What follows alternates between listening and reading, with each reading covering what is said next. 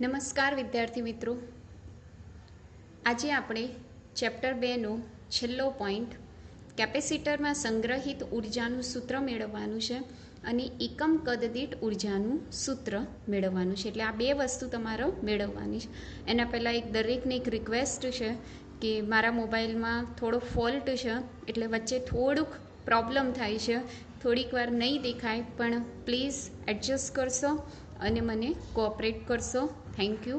હવે આપણે આગળ શરૂઆત કરીએ છીએ. કેપેસિટરમાં સંગ્રહિત ઉર્જાનું સૂત્ર મેળવો.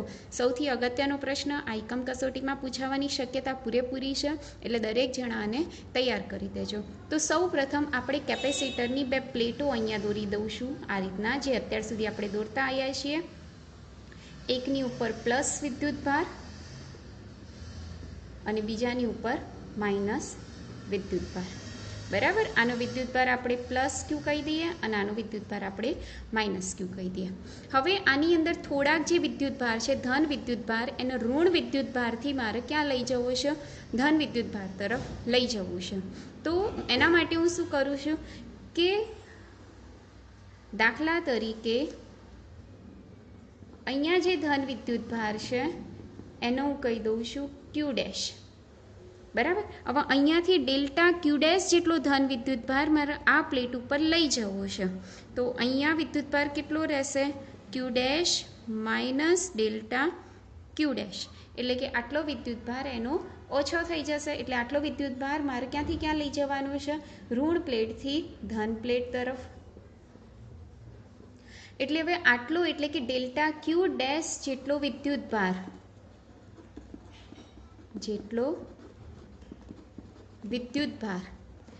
એક પ્લેટથી બીજી પ્લેટ તરફ લઈ જવા માટે મારે શું કરવું પડે? કાર્ય. એટલે કે કરવું પડતું કાર્ય ધારો કે DW હોય, તો કાર્યનું સૂત્ર આપણને ખ્યાલ છે. શું થાય કાર્યનું સૂત્ર? તો આવું એક સૂત્ર હતું, W બરાબર VQ.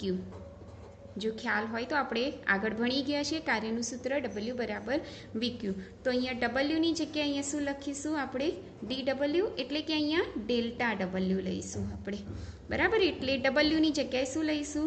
ડેલ્ટા W બરાબર V તો એમના એમ, અને ક્યુની જગ્યાએ આપણે ડેલ્ટા ક્યુ ડેશ લઈશું. ખ્યાલ આવ્યો? હવે આ સૂક્ષ્મ છે, એટલે બંને બાજુ આપણે શું કરવાનું છે? સંકલન.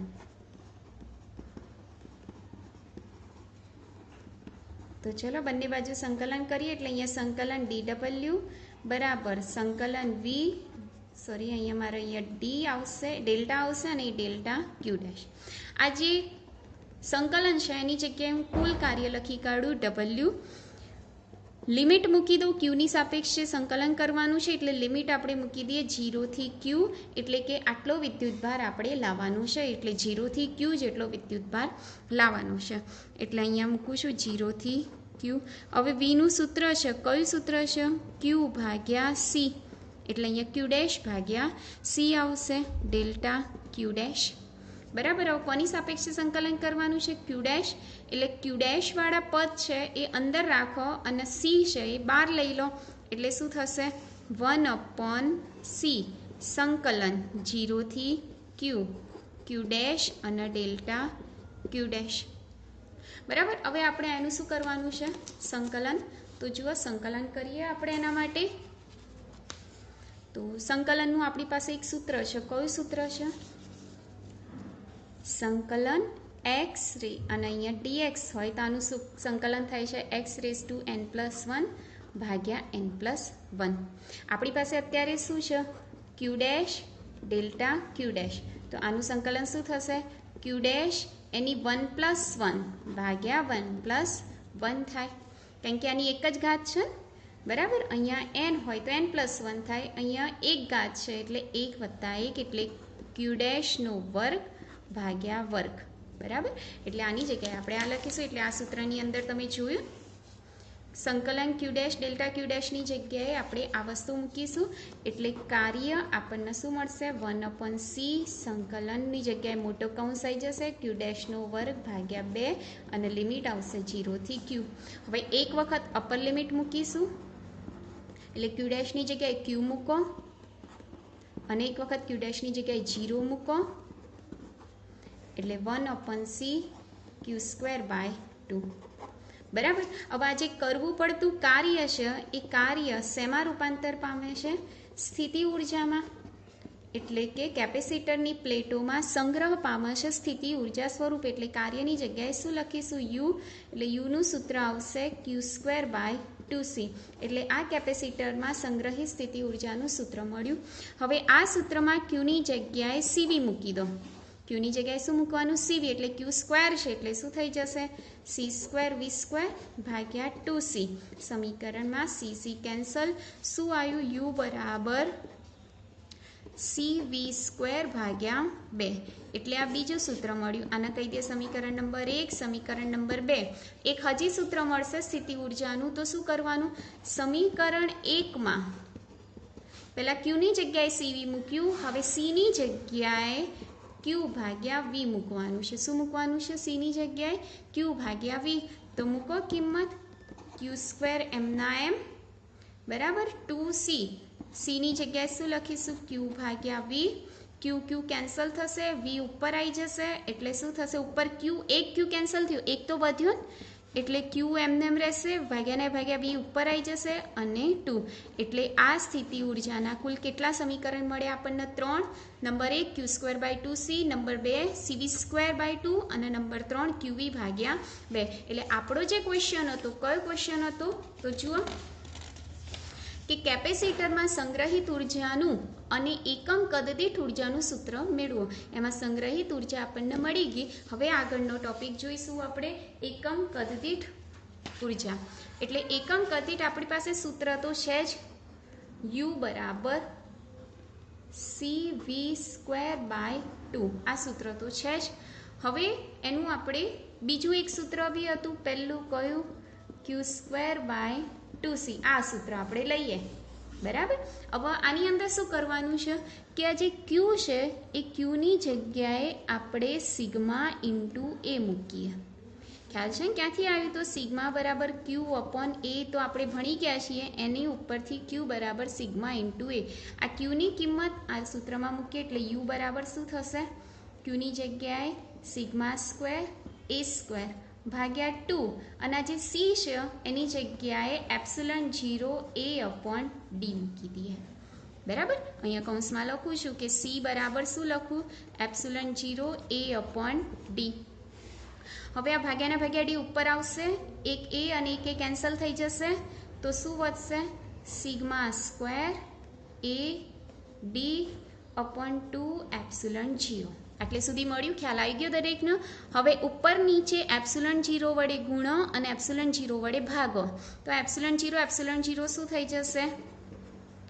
વર્ગ થઈ જશે. બરાબર. આ a ઇન્ટુ ડી એમનું એમ લખું છું અને આ ε0. ખ્યાલ આવ્યો દરેકના? આ રીતના. હવે શું થશે? અહીં સ્ક્વેર થઈ જશે. સોરી, આ બંનેનો વર્ગ થઈ જશે. હવે આપણી પાસે ચેપ્ટર 1માં ગાઉસની ઉપયોગિતા નંબર 2 કે જેમાં ભણી ગયા છીએ E બરાબર σ/ε0 થાય. તો અહીં σ²/ε0² છે એટલે આની જગ્યાએ આપણે શું લખીશું? e². બરાબર. અહીંયા એડી એમના એમ અને ε0 એમના એમ. આ સ્થિતિ ઉર્જા. આ જે એડી છે એ એડી બીજું કંઈ જ નહીં પણ શું છે? કદ. એને આપણે શું કહીએ છીએ? કદ. કદ બરાબર વી. બરાબર. હવે આ એડીને બરાબરની આ બાજુમાં લઈએ એટલે યુ ભાગ્યા એડી થઈ જાય બરાબર 1/2ε0 e². હવે આ જે છે તમને અહીંયા દેખાય છે, જુઓ આ જે u/d એટલે ઉર્જા ભાગ્યા કદ. આ ઉર્જા ભાગ્યા કદ એને આપણે કહી શકીએ એકમ કદ દીઠ ઉર્જા, જેના આપણે કહીએ છીએ u/ad. જેના સૂત્ર આપણને મળી ગયું 1/2ε0 e². એના આપણે ઉર્જા ઘનતા પણ કહીશું. એટલે આ બીજો પ્રશ્ન પણ આપણું પૂરું થાય છે કે એકમ કદ દીઠ ઉર્જાનું સૂત્ર મેળવો તો શું આવે 1/2 ε0 E², જેને આપણે બીજું કંઈ નહીં પણ શું કહીએ છીએ ઉર્જા ઘનતા, અને શેના વડે બતાવીએ છીએ એને ρe વડે બતાવીએ છીએ. શેના વડે બતાવીએ છીએ ρe. એટલે આજના ટોપિકમાં આપણે સ્થિતિ ઉર્જા અને એકમ કદ દીઠ ઉર્જાનું સૂત્ર આપણે મેળવ્યું. બરાબર. એટલે આ ટોપિક ચેપ્ટરનો છેલ્લો ટોપિક હતો. આજના લેક્ચર સુધી આપણે ચેપ્ટર 2ની બધી જ થિયરીઓ કમ્પ્લીટ કરી દીધી છે, અને જેમાં બી જેને ડાઉટ હોય એ મને ગ્રુપમાં મેસેજ કરી શકે છે. બીજું કે હવે કાલથી આપણે ચેપ્ટર 2ના દાખલા લઈશું, અને આજે એકમ કસોટી આવી રહી છે એની અંદર ચેપ્ટર 1 અને 2 પૂછાવાના છે, જેમાં ચેપ્ટર 2ની થિયરી, ચેપ્ટર 1ની થિયરી, દાખલા બધું જ તમારે તૈયાર કરવાનું છે. દાખલા હું કાલથી આપણે PDF સેન્ડ કરું છું, અને જે બી દાખલામાં ના ખબર પડે તો મને ગ્રુપમાં જણાવવા વિનંતી.